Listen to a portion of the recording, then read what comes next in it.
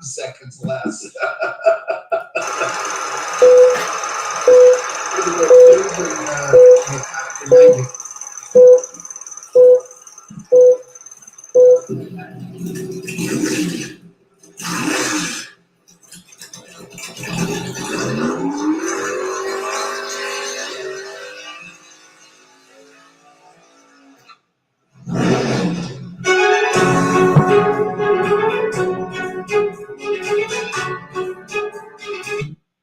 Who said you can't teach an old dog new tricks? Hi, I'm Gail Rubenstein, the founder and CEO of a company called Retail Resilient, social selling for the car industry. And we help auto dealers, auto agencies, and vendors in the auto industry sell more cars, service more cars, and make more money using our social selling strategy. That includes TikTok, Instagram, Facebook, LinkedIn, and anything else you can think of. So if you're looking to invest thousands and make millions, we're definitely the social selling company for you. Like I said, who said you can't teach an old dog new tricks? If you run a service drive, you know these days first impressions matter. But when your advisors are tied up with inbound phone calls, they tend to neglect their other, more important duties.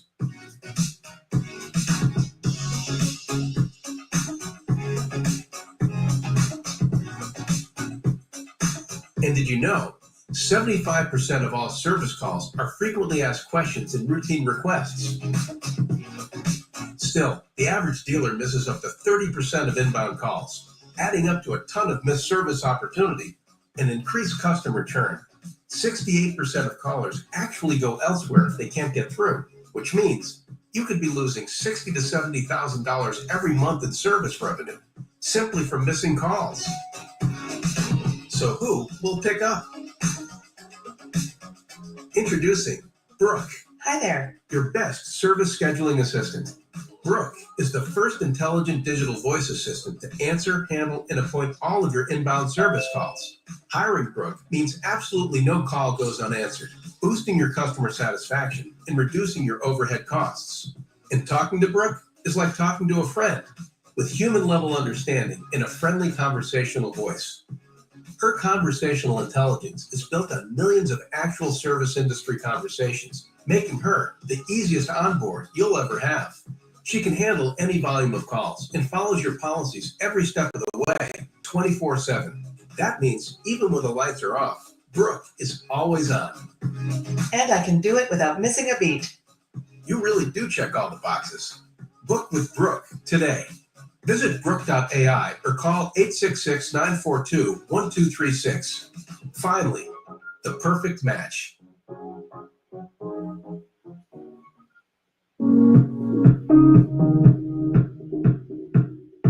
Welcome to Loud Motorsport. I'm Crystal, the general manager here. So we're always hesitant bringing someone new in, especially with COVID and bringing a new company in and trying to get that launched and getting it launched the right way without having someone in store. Rapid Recon was able to give us the communication and the support that we needed from day one. Very fast to respond. It made it seamless from start to finish. Anytime that someone talks about a low volume store, they think that you can just walk around and not very many people to track down to get approvals.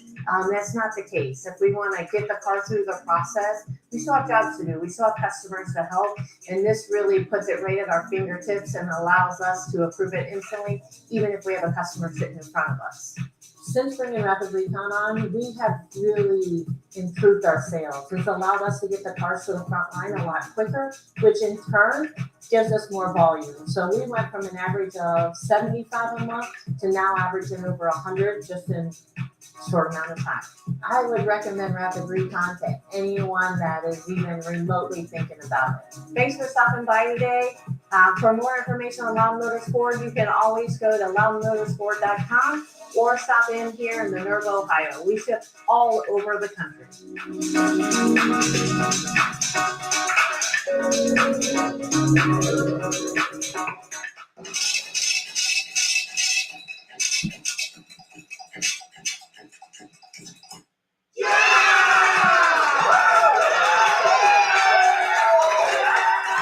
And a special thanks to our sponsors as we go into it. So Go ahead, Mr. Jeff. Good morning, afternoon, evening, wherever you're watching us from, or whatever day you're watching us from. Thanks for joining us. And we appreciate everybody taking the time to be here. We do have a short disclaimer which says the views and opinions of everybody on today are that of our guests and not of the Auto Hub Show or Ian Nethercutt or Jeff Polo. And I am looking at a certain gentleman from Philadelphia to keep his opinions good. No, I'm just kidding. Thank you all for joining us. Books, Ian. And a few book recommendations. I had a little trouble here. There's a lot of books. So the Car Show book was one. Auto Empire by Eric Choi and Richard Choi. And then this one called Showtime, which I don't think's in print anymore. There's someone selling it on Amazon for all the money in the world, but it definitely looks like an interesting book. If you're curious about other books, specifically on automotive or the best books, you can look at the link there below, which is bookauthority.org, best automotive history book. So if you're curious about books and automotive, there's some great books there. I think there's about 70. Oops. I'm not going forward. Oops. All right. There we go. And then our disclaimer, Jeff, go ahead. I just disclaimed. Oh, okay, you did. Okay, great. So the show today is the Auto Show's worth the money on the Auto Hub Show. So let's get into it. Go ahead, Jeff. The Auto Hub Show is definitely worth the money. And thank you all for joining us today. We have a very eclectic group of guests. There, I've done my first tongue tie. And joining us, and frankly, we appreciate everybody, their first-time guests. And today being the auto shows, are they worth the money? And of course, I know that the three guests will say, heck yeah.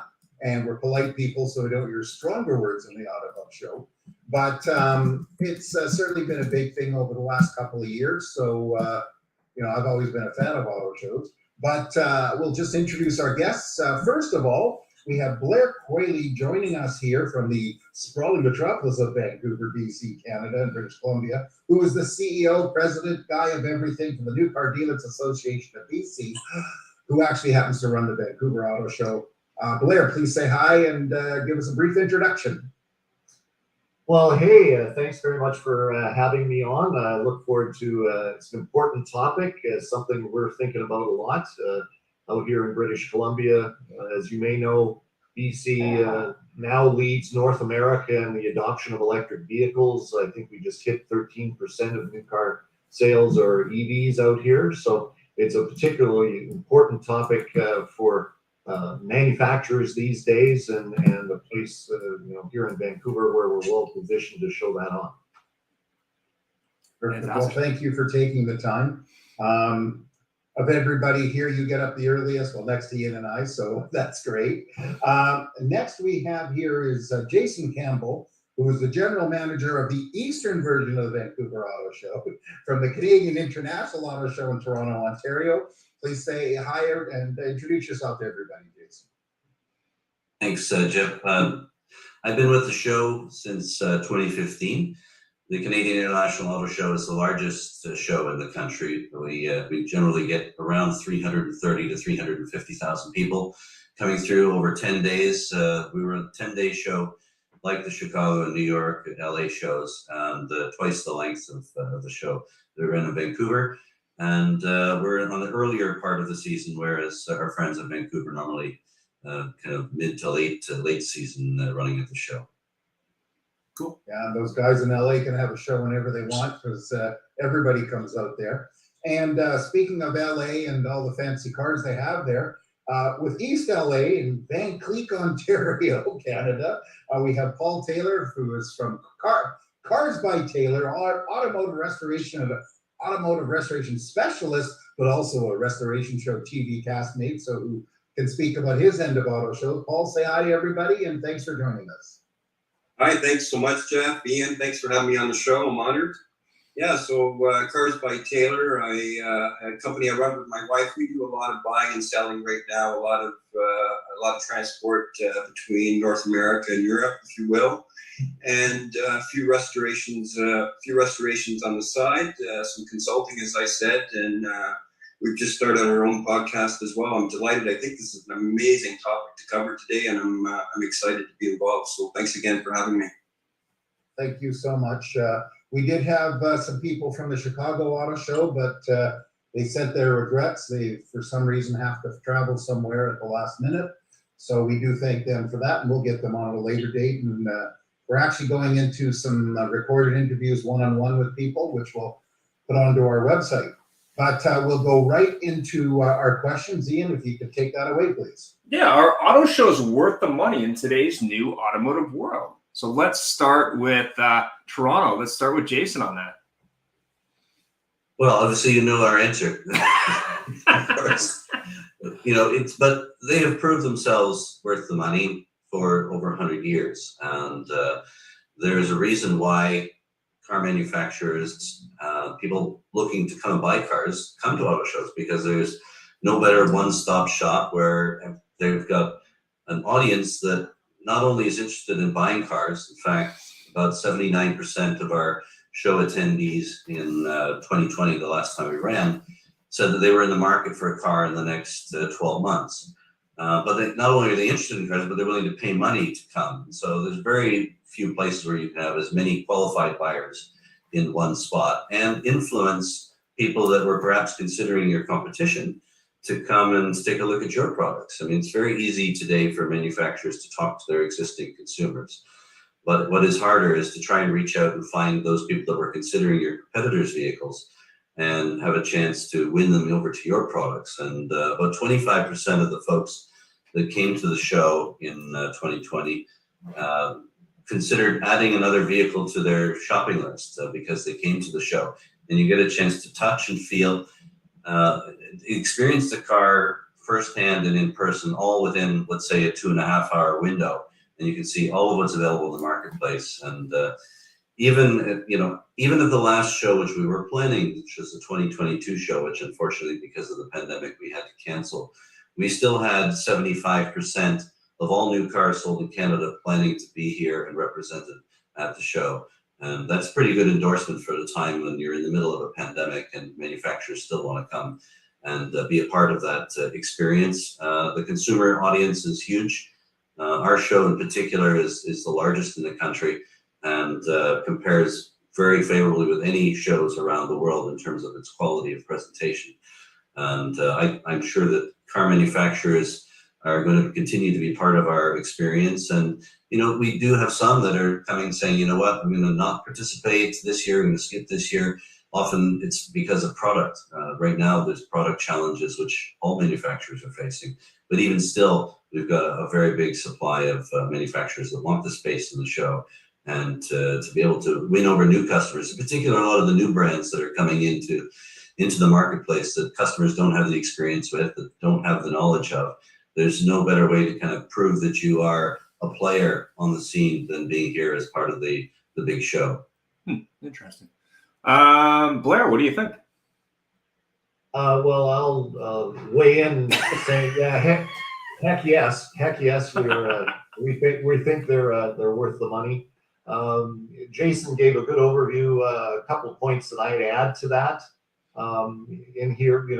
For sure, the one-stop shop is what I hear from consumers all the time. The chance to come and see so much in one place, and in Vancouver, one place where you're dry, and you can see what options are there. Particularly now, as Jason mentioned, technology is what our industry is all about these days, and with new electric vehicles, not everybody understands sort of what an EV is, how it runs, etc.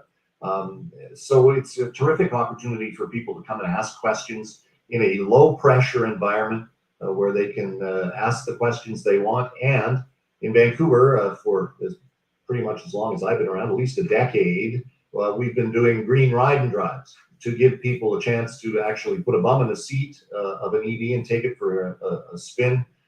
To see what it's actually like. When we first started it, I think there were 5 models available. To when we last did the show in 2019, we had 40-something vehicles available for people to try. So that's become, such an important part of our show, such a real value added for the members or for the manufacturers and our dealer members to have a chance to show off and give people a chance to take a spin in an EV. So those are a couple of the points I'd add to Jason's good overview. Yeah, it was I have a actually. question for you on that. Yep. Blair, do you get any kickback from manufacturers that don't have an EV when you're showcasing such EVs in those test drives? Well, not that much, actually. Particularly now, where here in British Columbia, our association that owns the auto show as well manages the Clean BC, or what's now called the Go Electric program, the rebates and incentives for people when you purchase a vehicle. So it's been very much part of our show for a long time. So manufacturers are used to it, expect it, understand it, and now with all of the pressures on manufacturers by governments, with some pretty steep penalties and targets coming, they really see this as a value for them to get out there and be seen by consumers and help start working their way towards these targets. As I said at the top of the show, we're, I think, about 13% adoption of EVs now, which is a good long way towards the next target that's coming in 2025. But manufacturers really see it as an opportunity for us. As Jason mentioned, the last year when we were all looking at can we put a show on or not for this year, a lot of the manufacturers were just in that strange transitional spot of about to come with a whole bunch of models, a bunch of EVs, and they weren't quite ready yet. So I think the 2023 shows will be just a spectacular offering of all things technology and especially on the EV front. Interesting. Paul, what do you think? I mean, obviously not on the electric side, but obviously all these shows seem to involve classic cars and oil and gas as well. What do you think? I think Blair and Jason have covered this very well, but the larger shows, and obviously I come from a background of the smaller venues, especially when it comes to the classic car industry. I think the OEMs are looking for ROI. They're looking for the return on investment ultimately, and they're seeing, although they're starting to see more value in some of the smaller events and bringing attention to their brands. I think that, as Jay and Blair mentioned, with the diversification of the technology over the last few years, there's so much more hands-on to show people at these larger shows that it's drawing them back in. I think the shows, in my opinion, were stale, for a few years. You were looking at the same things. The car lines changed a little bit. The interiors changed a little bit. We're seeing such major changes that people need to not only be introduced to these, they need to have a hands-on experience to understand them. So are they worth it? Yeah, 100%. Involving my experience with the classic car industry, I would remind everybody that the entire industry is not just an industry. The people that are coming to these shows are part of a culture. That's something we're starting to see return after COVID, thank goodness. And so 100%. Are they worth it? In my opinion, absolutely. Fantastic. I had a quick thought. I happened to be in China in 2019 in Shanghai at the Auto Museum, and they had a very interesting concept right near that where they had basically a test track for electric cars that were made all over the world. So that was a very interesting sort of placement for that facility, which is right next to, I think, one of the most strange collection of cars I've ever seen in one place, from Russian copies of Chinese cars to Chinese copies of Russian cars to American cars and Italian and others. I mean, Buick being the biggest brand in market from the American side, but it was pretty interesting. But go ahead, Jeff. I have to say, I don't think we're going to see any Russian electric cars. So before the next question, Blair, I have an idea, and if you use it, I want royalties. Every show I have to ask people for royalties. The Vancouver show, our convention center here is located on the waterfront, and the roadway that's in front of it is actually about 3 stories above the actual ground. And underneath there's a roadway that connects the 2 buildings of the convention centers. So if you want to do a Tesla thing like they did in Vegas, you take that road underneath and offer electric shuttles back and forth get the other building running. If you use it, just you call it the Jeff Polo track, okay? So next week we have a metaverse show, and many of these people, great people, are going to argue that what an auto show can accomplish as far as selling cars can be done in the metaverse. You can actually sit there, and however you watch it, you can look at the car, you can twirl it over upside down. I suppose if you have the right equipment, you can smell them, you can touch them, whatever you want. But is an auto show a place to sell cars? Is it a place to market cars? Or is it just a fun place for people to touch and feel them? And we'll go back to Paul because his cars are all touchy-feely cars that he gets involved with. What do you think, Paul? Oh, you know what? For me, I think cars for me are an art form, of course, and art is tangible. It's something. It's something you can't just look at on any type of media, whether it be a screen or a piece of paper. You need to feel it. You need to touch it. Like you said, you need to smell it. I'm with the times changing, but am I ready for a metaverse where I'm gonna put a headset on? I'm gonna look around the car and I'm not quite sure I'm there yet, to be honest with you. But most definitely, it has to be a tangible experience. I agree with you, and I appreciate that. I sent Paul a private message there a little bit earlier. Can we expect to see a 68 Roadrunner with a Tesla powertrain in the near future? And he didn't answer me, but no, I apologize, guys. You know what? I'm at the cottage today, being Easter Monday in Quebec, so no school, and I'm actually going from my phone. So I saw it pop up, but I didn't want to touch anything and accidentally exit the program. So my apologies. I was being my typical annoying self. And but Tim Nielsen had a question, by the way, joins us from that cold place in Florida, which is what are the plans to bring in the younger car buyers to auto shows?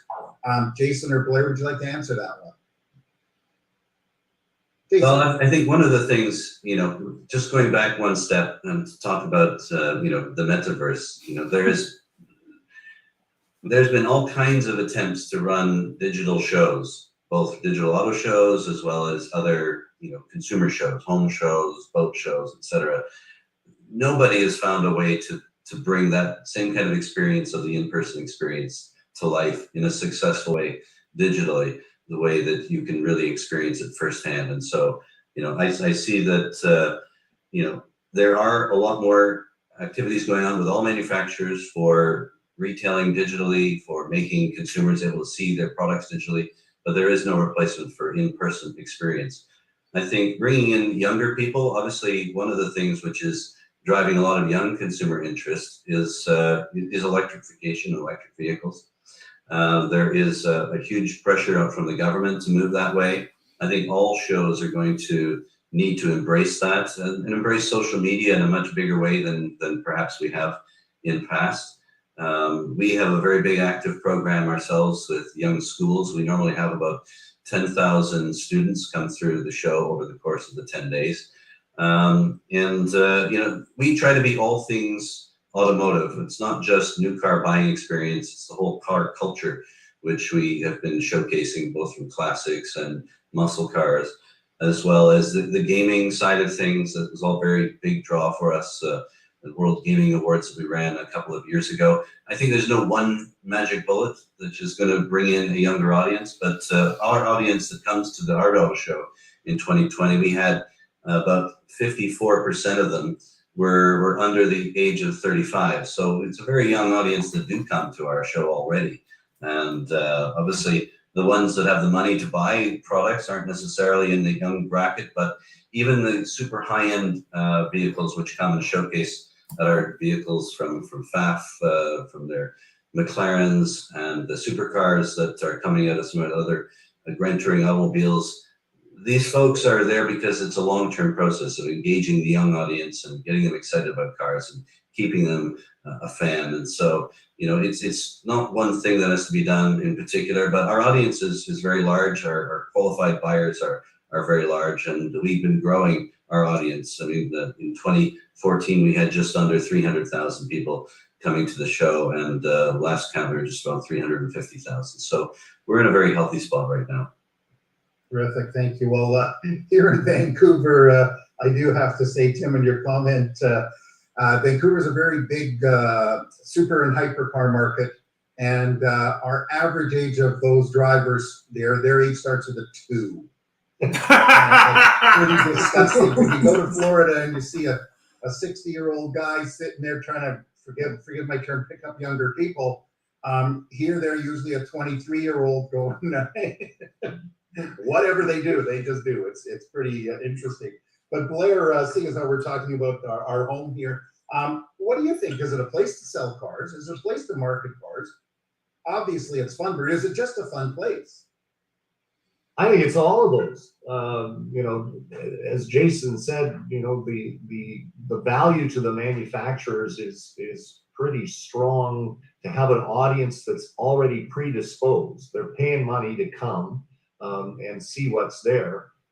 They're already engaged in, you know, I hear all the time from folks that write to me saying, you know, gee, Blair, I was going to the auto show to see X vehicle, and I looked around and saw everything that was there, and I went out and bought Y vehicle because I had a chance to sit and look at all of that was here and get in and try the seats and find out how my phone connects to it and all of those things. So, you know, there is lots of value to the show and the audience that comes. You know, on the EV side of things, again, you know, this is something that's very valuable and important to manufacturers. They've spent billions and billions of dollars researching and developing EVs. They want these things to sell, not only from the, you know, the return on that investment, but also there's huge penalties coming at them if they don't meet the government targets. So having a place where everybody can come and sit in these things, ask all their questions, and take one for a test drive, a little green ride and drive,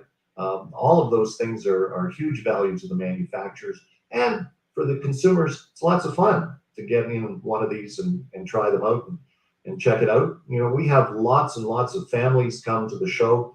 We have lots of young people. In Vancouver, we have a big plaza, the Jack Pool Plaza outside where the Olympic Cauldron was from the 2010 games, where we do drive-ups of various car clubs, tuner clubs, Porsche club, etc. that always attracts a really young audience of folks coming out to want to see all of those things. So, you know, experientially, all the shows are looking for new ways to attract various audiences to the show and engage them more and provide greater value to the manufacturer partners that are there with us. And that work continues, I think, every day and will for as long as shows are around. I think one of the things, just going back, that we had most success with in terms of building out a feature that brings in a younger audience. We had a special feature a couple of years ago for celebrating 50 years of Hot Wheels. And that was not only engaging to kids, but adults alike who remember playing with Hot Wheels as kids. And that was a major central display on our 700 level. The following year after that, we celebrated Lego with the full-size North American debut of the Lego Bugatti. I think those kinds of activities that are really engaging to not only young, but young and old, that you know, young at heart, and those are the kind of things that will really draw a lot of interest to younger audiences as well. Interesting. And now they can literally look for car X or car Y if we can get Tesla here. Ian. Yeah, there are always manufacturers who choose not to attend shows. Even in the past, some of those hugely emotional-based brands, why or why not do you think OEMs choose to skip a show? Like, why do you think they do that? Let's start with Jason. Go ahead. Sure. I mean, the last show we ran in 2020, we had 3 manufacturers that didn't take part, and that was Mercedes and Volvo and Maserati. And you know, we obviously strive to get as wide a representation of the auto industry as is possible. Sometimes it's dictated by the center, and for instance, in Mercedes' case, they put a global ban on auto show participation. And that is not something that can be influenced by the local market. This is something that companies go through. They go through this process, and generally they end up coming back to the auto show after a few years away. It could be in the most recent instance, obviously, there's been huge issues on product. I mean, with the global semiconductor issue, there are huge delays in getting products. It's very difficult for manufacturers to even secure vehicles for the auto show. In many cases. Now, we're hopeful that by the time spring 2023 comes around, the worst of that crisis has passed us by. But even still, in 2022, we were facing big issues, and we still have a lot of manufacturers taking part and still pre-ordering vehicles. I mean, we were talking to some of our largest exhibitors of the show recently, and they're already in the process of pre-ordering their vehicles for the 2023 show right now because of the time it takes. And that as an influencing factor. And another influencing factor, maybe a brand doesn't have any new product coming out in the market. And the way you stand out amongst your competitors is having something new and shiny to showcase at the show, which hasn't been seen in the country before. At least that's the case in our case. And so in some of those instances where brands don't have something new to show off, then they may decide to take a step back. But we are finding that brands, even the brands that aren't in officially, have expressed interest in participating through the dealer level. And for some of the smaller show, that's easier to do. If you take a look at some of the smaller, more regional shows, I'd call them, the dealers step in and take part where a manufacturer perhaps doesn't have the vehicles available, but dealers still have a hunger to take part in these kinds of activities, and they've been keeping our shows populated and keeping the people coming through. Yeah, I've seen some dealers I know in the local market that do that in terms of even have collector cars or other things where maybe the manufacturer doesn't want to invest the money, but maybe Blair can speak to that. Yeah, no, we've seen that in the past where the dealers have stepped up in circumstances when the manufacturer decides to stand down for whatever reason. Jason mentioned several of them, and dealers are happy to do that here in Vancouver when they're able to, and when the manufacturer will allow them. I mean, the industry has been going through so many changes. Auto shows are going through changes. So manufacturers, of course, are exploring a variety of options of marketing their vehicles. Digital has been such a big thing for manufacturers the last number of years, and will continue to be. But I think they've all realized that the in-person experience of the show is a real clincher for the sales in the local market. Their dealers are all pushing to have manufacturers at the shows. Because they know what that does for their sales, and just builds up such energy in the market right after the show. So manufacturers will continue to explore new ways of doing things, and the job of the shows is to provide solutions to those questions, those issues, and make sure that we're providing something that will allow the manufacturer to come and meet their needs. Fantastic. And Paul, obviously on the new car shows, there's one thing, but when you look at collector car shows, I'm assuming even in those shows, you do have some local dealers even making an appearance. What do you think? Absolutely. That's the opportunity for your local dealers to step up. I mean, we see it locally outside of Van Cleet Hill, Ontario here. We have something called Auto Expo. And this started out with a small group of guys, the Small Classic Car Club. And I believe on their last show, they saw 4,000 vehicles. So yeah, you see that in a lot of the localized smaller car shows. You'll see the dealers stepping in, bringing more and more vehicles in, and I think they're seeing a great success in that, because the ratio of dealers or a representative for that brand to people that are there at the show is much better than you see at some of the larger shows. So you won't have as many people dropping in to have a look at that Ford Mustang that's sitting there, let's say. But you know what? You've got 5 guys from that dealership ready to talk to somebody, ready to show them, ready to let them feel, touch, and have that experience. So I think, I think the OEMs are seeing a great amount of value from those smaller events for sure.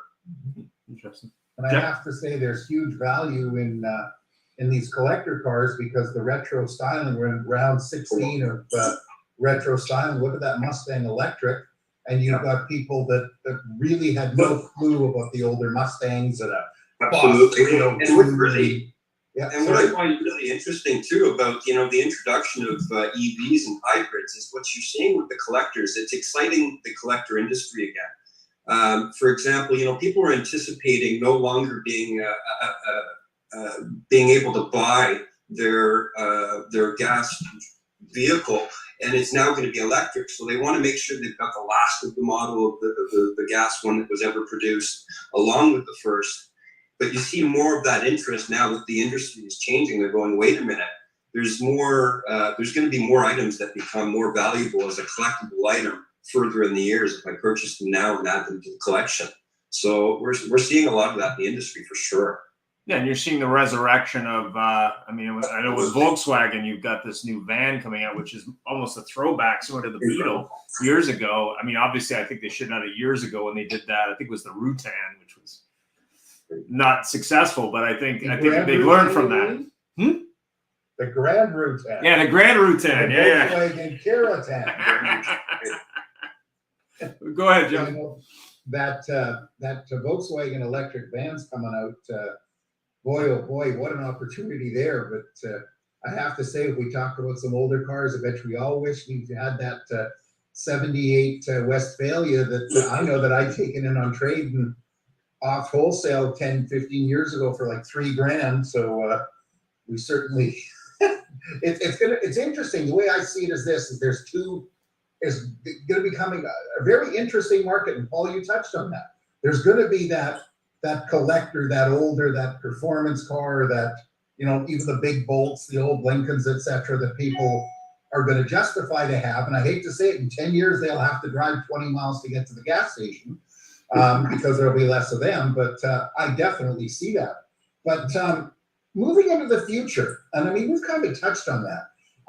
Everything that we've gone through in the industry, actually in our lives right now, is we've had to change. We're becoming current and irrelevant. Old farts like us, you know, we're sitting there calling our tech support for things, our kids, and you know, it's changing. And where are shows going to change, in your opinion, to maintain that degree of relevancy? You know, especially in the big urban markets, Toronto, Vancouver, New York, Chicago. LA, maybe not as much just because it's so car centric, but to keep these people interested, as Tim said, the younger people, to come to these shows, because maybe the car culture for them isn't as exciting. So Jason, I'll ask you that to answer that first, please. I think you've probably seen a little bit of how shows are evolving. If you take a look at Chicago, which just recently ran their show in February, they traditionally overlap with our show at roughly around the same time.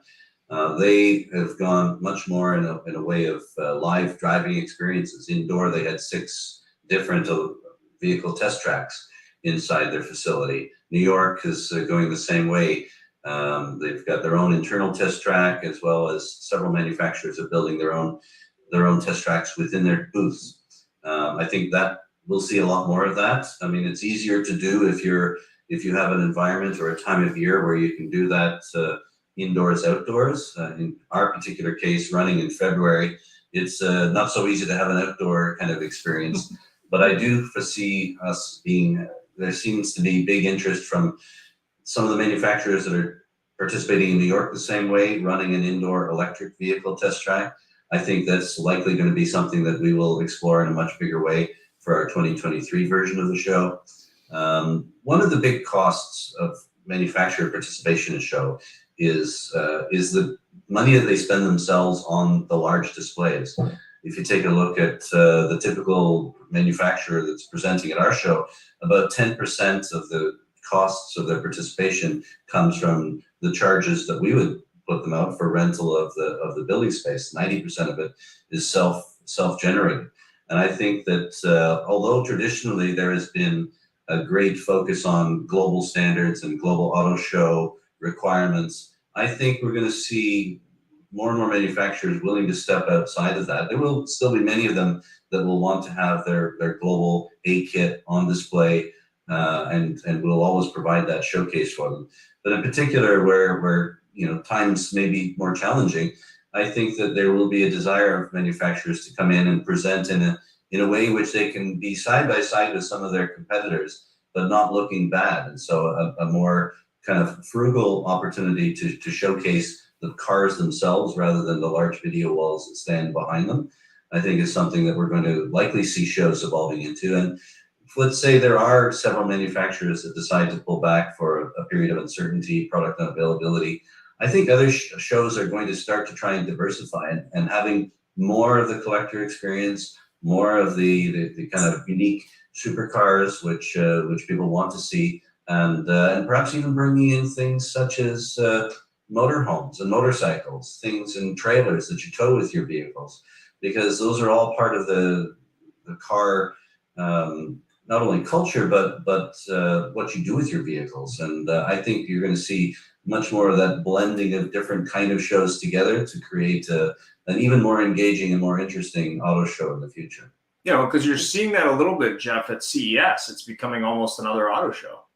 I mean, you're seeing a lot of, like, I know Sony a couple years ago had a car that they weren't even going to build, and people are like, so anyway, go ahead, Jeff.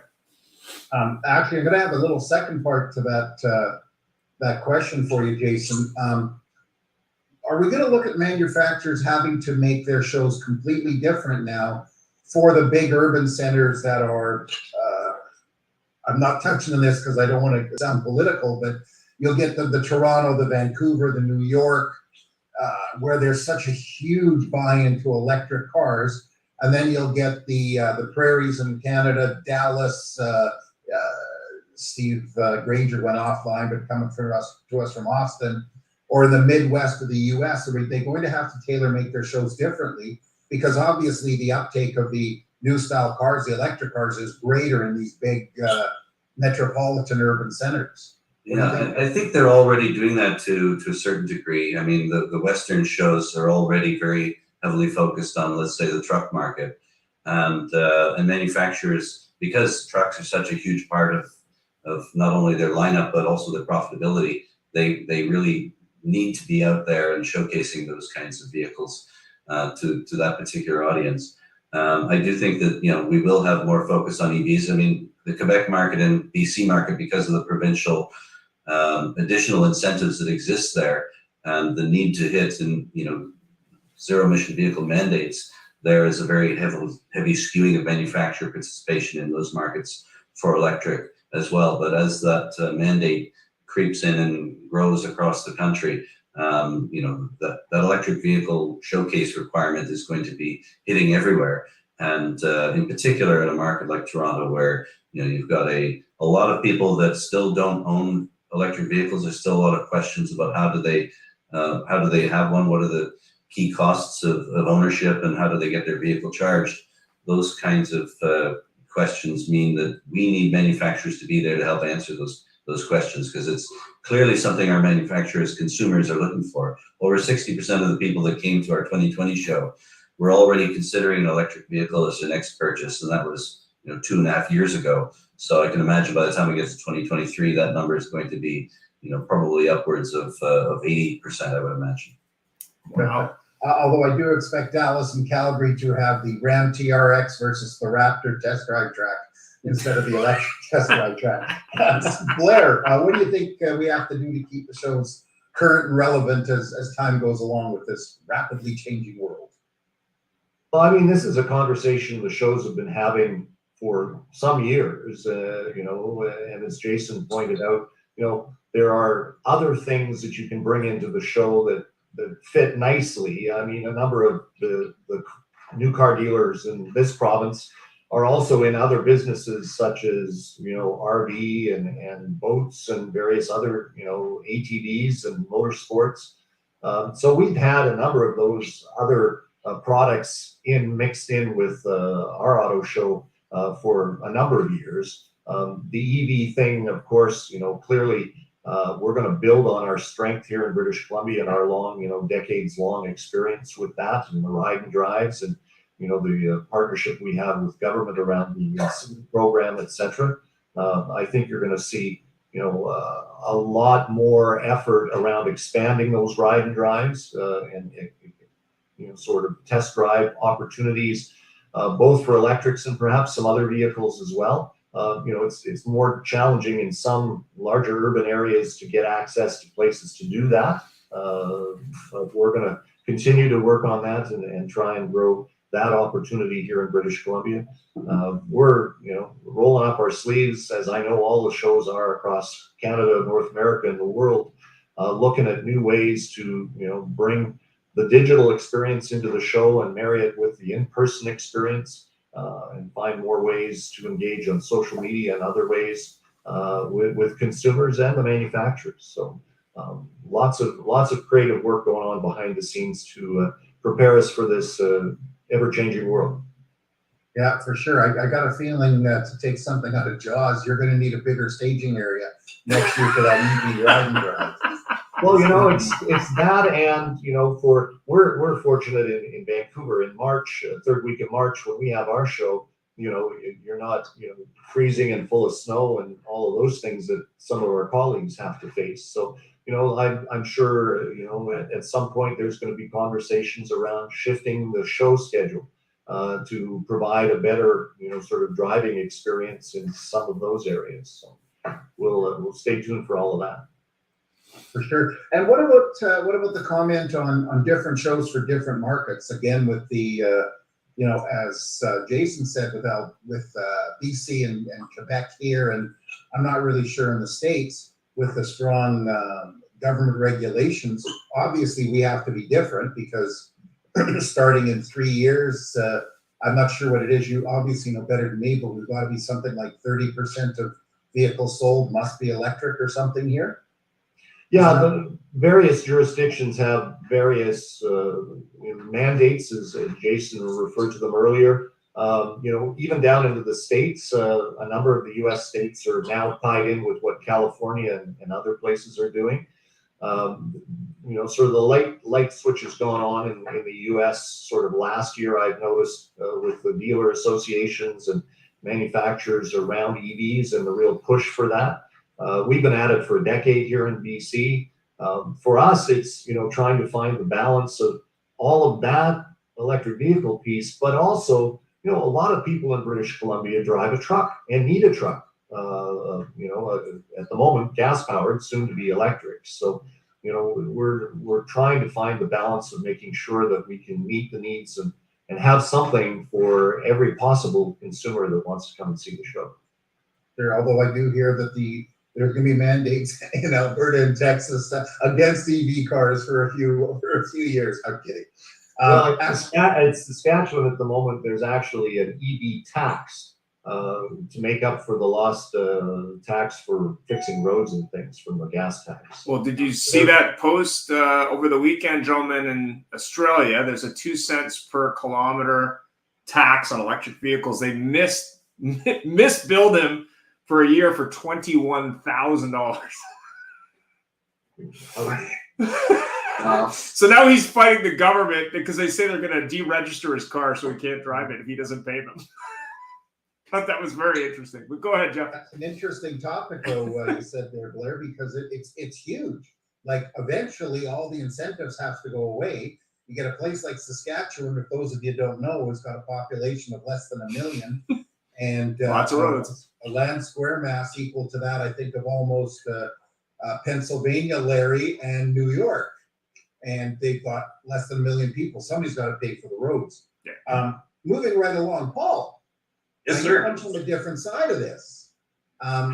What do you think they have to do to make them current, relevant?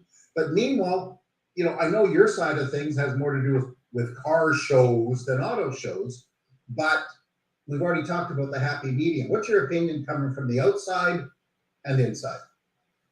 I think Blair and Jay covered this well. In moving forward with car shows, they're going to diversify. They're going to have to. I think in what we're hearing more is about these micro drives, test drives. Go feel the car. Go test drive the car. I think we're going to have to see the larger displays, if you will, adapt. I would encourage them to limit the displays a little bit. What I find so often is it's a stagger of cars. It almost ends up looking like a parking lot. You know what? Get rid of half of those cars, space them out, get a few more people in there to engage people to come in. When I come down to CAS, and I love CAS, by the way, when I come down to CAS, it's always a family trip for us. And side story, we'll end up going to the aquarium. I'll take my son to the aquarium right next door, and we'll go through the aquarium. And you either go through there like you're being shuttled, like herded like an animal, and you're awed by certain things that you see, but you don't get a chance to really stop, touch, and feel because it's too busy. You're just herded through the masses. But if you get the right day and the right opportunity, all of a sudden, you've had a much more hands-on experience that you walk away telling others about. And I think that's what we need to see from the bigger car shows. We need to not worry about so much volume, about we need to worry about how we engage the people that are coming into the shows. And I think if we continue to see that, which they're already kind of going down that path, if you will, but I think if we continue to see that, we're going to see even more success from these bigger shows. 100%. Interesting comment you made there, because I can't remember what year it was, Blair, but the show here, when I think we went to the new convention center, and you entered through one door, and it was a very narrow entranceway, and right at the door was a Rolls Royce and the Lamborghinis and stuff, which was cool, but people couldn't get in because of everybody gawking looking at those. And then, forgive me, don't be mad at me, but then there was a zigzag through some other displays, and by the time, I just overheard, I wasn't part of the show, but I just overheard comments from people saying, well, that's cool, but can you move? Yeah, So that was an interesting comment that Paul made that.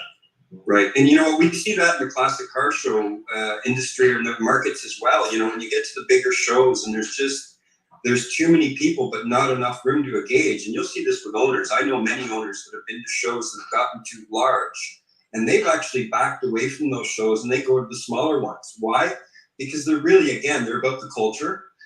So they want to engage with people. It's hard to engage with people when you have 100 in front of you versus 10. And the other thing is, when it comes to the classic car industry, you have people, it's not an OEM bringing in a new car that they can take back to the dealership and polish. And, if they have to do any minor repairs or maintenance because of something that happened at show. No, this is somebody's baby. And they either have to allow that amount of people around it, and it becomes very crowded. So when you start to open things up a little bit, it allows for more engagement, more space, more spacious feel, and a more friendly experience. I actually think you should be advising the manufacturers in the 2023 shows because if they come out with their one only car and some yo-yo belt buckle scratches it. Right. Ian.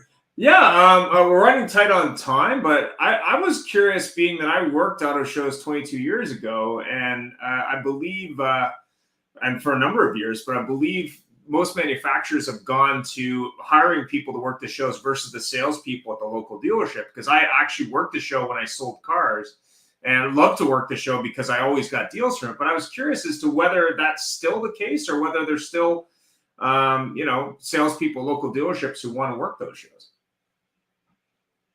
I'll just speak from our standpoint in Toronto. Most of the manufacturers will have CSRs, customer sales representatives there that will not only do Toronto, but will also travel and do other shows across the country.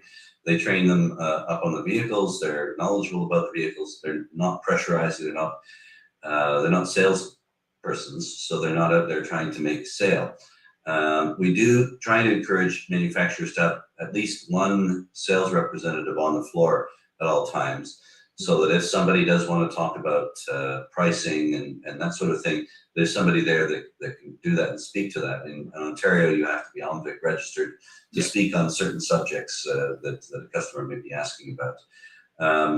And that's something which I think will probably continue.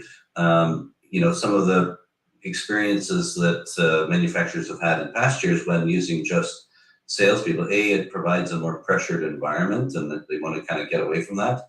That's one of the main things that people come to the auto show, because they can see and touch and feel the cars in a non-pressured environment. But often, if a salesperson is the sole person on the floor talking to somebody, if they find somebody that's not in their particular sales area, they may quickly lose interest in that person and shift to try and find somebody else that's in their sales region, which is not something that manufacturers want to have. But you do need that mix of knowledge about the product, as well as people that can talk about certain things of pricing. So we'd like to see a balance of that continue through all of our exhibitors. No, thanks. Having worked many an auto show as a salesperson and manager, you didn't touch on it, but there's also a thing with salespeople actually having them there, because salespeople are known for their short attention span. I fully admit it, and they're off walking somewhere else.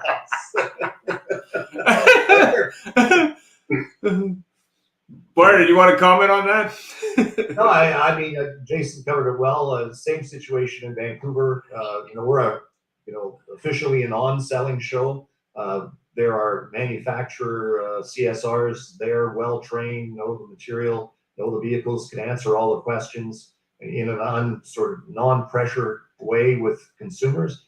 But there's always dealer salespeople at the show wandering around and enjoying the show and are available should people have those kinds of questions. The Vehicle Sales Authority, our regulator in British Columbia, is there at the show.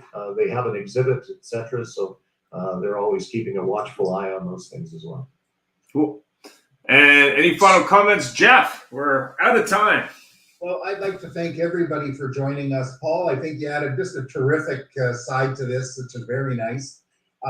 Before I continue, I do want to recognize just our regulars that tune into the live show. In the old days, we'd have a lot of people, but now with podcasts and YouTubes and videos and whatever else, we don't. But thank you, Larry, Tim, for joining us and tuning in, Andrew. We have Stephen Granger from Recall Rabbit way down in Austin, comes and goes depending on business, and we couldn't do it without having some fans. But thank you so much, Blair, for taking the time. Jason, it's an important thing that we need to understand, and it's funny because auto shows, when we have them regularly, it's going to go to the show, yeah, that's okay, and that's that. Now all of a sudden we haven't had them, and it's like, oh man, I miss them. And the regular human being not involved, the human beings, not the people involved in the car business, are really comment on it, how they do miss it. But thank you, Jeff. Can I throw one thing in? You had books at the beginning. Yep. The best historical book I've ever read on the car business is The Reckoning by David Haberston. It traces the history of Ford and Nissan in America. Haberston's the guy that won the Pulitzer for the best of the brightest. Brilliant writer. It's called The Reckoning. Yep. RECKONING from the late great David Haberston. Okay. If you're car guys, you won't like it, you'll love it. It's brilliantly written and it's really interesting. Appreciate that. Thank you. And any final thoughts from anybody? Go ahead. Just want to invite everybody March 22nd to 26th next year in 2023, come to Vancouver and see our auto show. Great. Likewise, we'll say the same. We're celebrating our 50th continuous year at the Modern Auto Show in February, and I hope, Jeff, your comments are correct. I think they will be. There's a lot of people that want to come back that would normally make it an annual or semi-annual tradition, and we're counting on that, and I'm sure it's going to be a very busy return to live events. Well, I think it will. And the one thing about auto shows versus the home and garden and the RV and renovation shows, etc., is whether you like them or not, cars touch on every single person, and it's going to be a long time before the romance of the cool car is gone, and people will lose interest. So. And Paul, any thoughts on auto shows you got coming up, or anything that you're going to be showing up? Well, you know what? I just want to say to everybody, the normalization, if you will, of everything coming back this year. I hear a lot of shows coming back that haven't been able to run in the last couple of years. I just want to wish everybody a happy and safe season. We have a very short season here in North America. No matter where you are, it goes by like this. So it's really nice to see everybody coming back together. And that's it. I wish everybody a real healthy and safe season this year. Thank you. Now, by the way, if you're any of your contacts in Europe want to pay gobs of money for a 2005 Corvette with 14,000 kilometers, totally stock, call me. Thank you, everyone. Have a great day. Oh, don't miss the Metaverse next week. If you're curious, we're having some interesting guests on, and we may be live in the Metaverse. We're working on it. Anyway.